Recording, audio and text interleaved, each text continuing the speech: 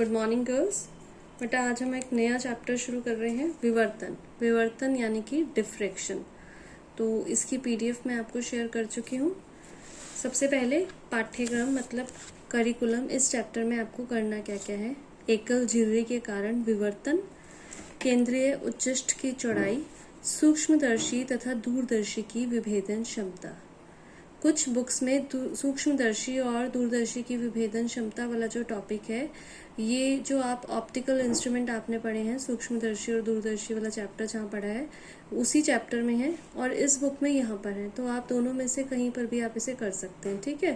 क्योंकि इस बुक में यहाँ है तो मैं आपको यहीं पर एक्सप्लेन कर दूंगी कि सूक्ष्मदर्शी और दूरदर्शी की विभेदन क्षमता क्या होती है। तो सबसे पहले विवर्तन, क्योंकि चैप्टर का नाम है विवर्तन, तो आपको पता होना चाहिए कि विवर्तन होता क्या है।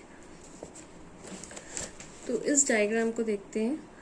सपोज कहीं से लाइट आ रही है, प्रकाश स्रोत है और प्रकाश स्रोत और पर्दा मतलब जहाँ पर हम उस लाइट का पैटर्न हमें मिलेगा। तो अगर प्रकाश स्रोत जहाँ से लाइट आ रही है और पर्दा, उसके बीच में हम कोई अपारदर्शी ऑप्टिकल रखते हैं। अपारदर्शी का मतलब सपोज एक गत्ता रख दे, तो गत्ता रखने से क्या होता है कि लाइट जो है पर्दे तक नहीं पहुंचती, क्योंकि जो गत्ता है वो अवरोध का काम करता है। उसकी जो छाया है, शेडो है, वो पर्दे पर हमें मिल जाती है, ठीक है। तो इससे हमें ये पता चलता है कि जो लाइट है, प्रकाश है, वो ऋजु रेखा यानी कि सीधी रेखा में चलता है। अब अगर जो अवरोध है, जो छिद्र है, वो बहुत छोटा हो, जैसे यहाँ पर आप देखिए ये एक गत्ता है और इसमें एक छोटा सा छिद्र है, तो क्या होता है कि प्रकाश जो है वो अपने जो ऋजुरेखीय पथ होता है, सीधा जो उसका रास्ता होता है, उससे विचलित हो जाता है, उससे हट जाता है। वो जो किनारे होते हैं उन पर मुड़ जाता है। तो ये कैसे हुआ, जैसे ये एक गत्ता है, गत्ते में हमने एक छोटा सा छेद कर दिया, ठीक है, और यहाँ से ये तरंगे आ रही हैं।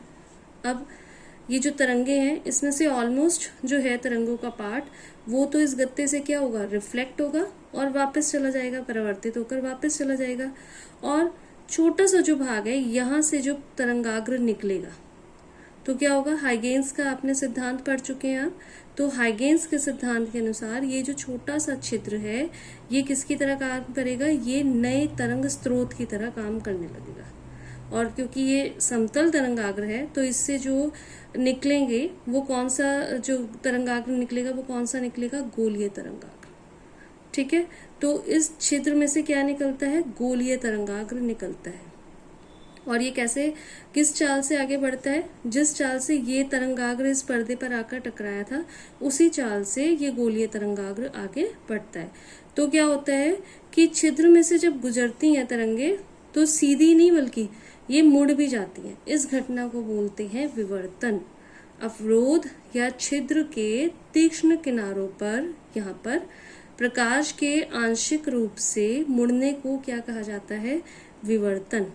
अब विवर्तन जो होता है वो दो तरह का होता है, एक तो फ्रेनल और एक फ्राउनहोफर। तो फ्रेनल और फ्राउनहोफर में क्या डिफरेंस है, ये आप इस डायग्राम से समझ सकते हैं।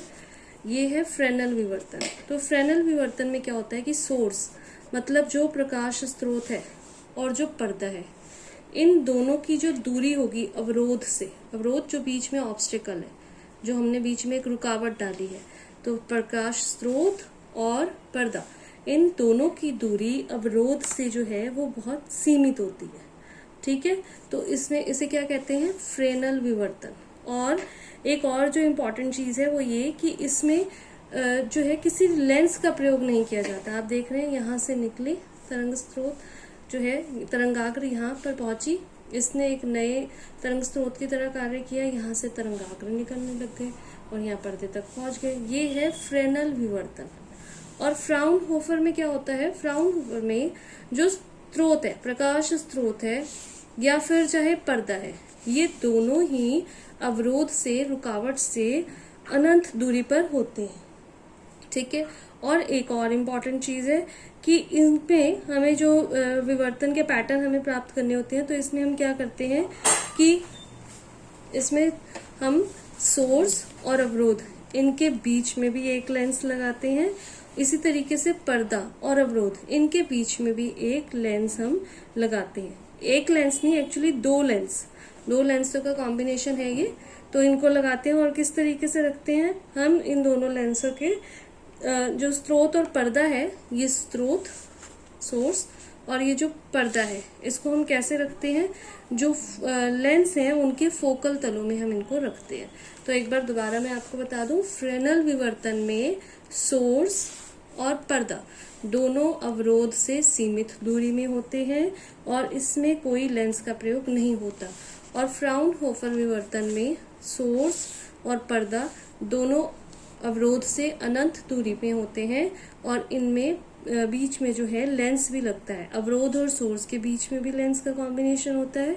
इसी तरीके से अवरोध और पर्दे के बीच में लेंस का कॉम्बिनेशन होता है। अब नेक्स्ट टॉपिक हम करेंगे एकल झिरी के कारण प्रकाश का विवर्तन, जो आप नेक्स्ट वीडियो में देखेंगे।